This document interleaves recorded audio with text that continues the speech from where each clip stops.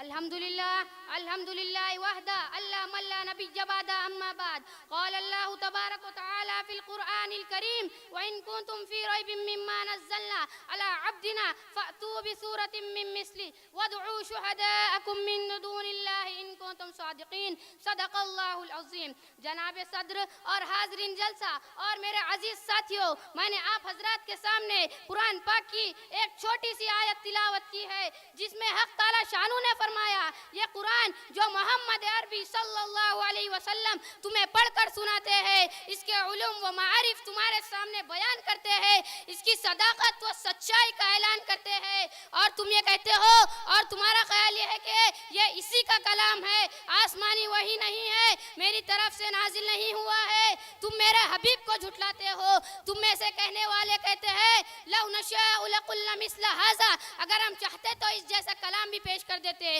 تو آؤ، تمہارے لیے راستہ صاف ہے، تم بھی انسان ہو، تم بھی اسی خطے کے رہنے والے ہو. طلاقت لسانی میں تمہاری مثال نہیں، فصاحت و بلاغت کے تم امام ہو. تمہاری ادنا سے ادنا چھوکریاں بھی شعراء و ادبا کی مجلسوں میں کھلبلی مچا دیتی ہے. تم نظم و نشر کے استاذ ہو، ماہر فن ہو، اس جیسا قرآن پیش کر دو. محترم حضرات، نبی صلی اللہ علیہ وسلم کی زبانی خداوند قدوس نے چیلنج کیا: قل لئن اجتمعت الانس والجن على ان ياتوا بمثل هذا القرآن لا يأتون بمثله ولو كان بعضهم لبعض ظهيرا. کہ اے محمد صلی اللہ علیہ وسلم آپ کہہ دیجئے کہ تم یہ کہتے ہو کہ یہ انسان کا کلام ہے، اگر تمام انسان اور جنات اور کائنات کی تمام مخلوق بھی اکٹھا ہو کر اس جیسا قرآن پیش کرنا چاہے تو نہیں کر سکتی، چاہے ایک دوسرے کی حامی مددگار کیوں نہ بن جائے. محترم حضرات، یہ ایک چیلنج تھا دشمنان اسلام و قرآن کے لیے، ایک ذرے موقع تھا جو اسلام اور پیغمبر اسلام کے خلاف طعن و تشنیع کر رہے تھے، جو اسلام کا چہرہ مسخ کرنے کے لیے کوشش کر رہے تھے کہ وہ میدان میں آتے اور اس جیسا کلام پیش کر کے اس چیلنج کا جواب دیتے.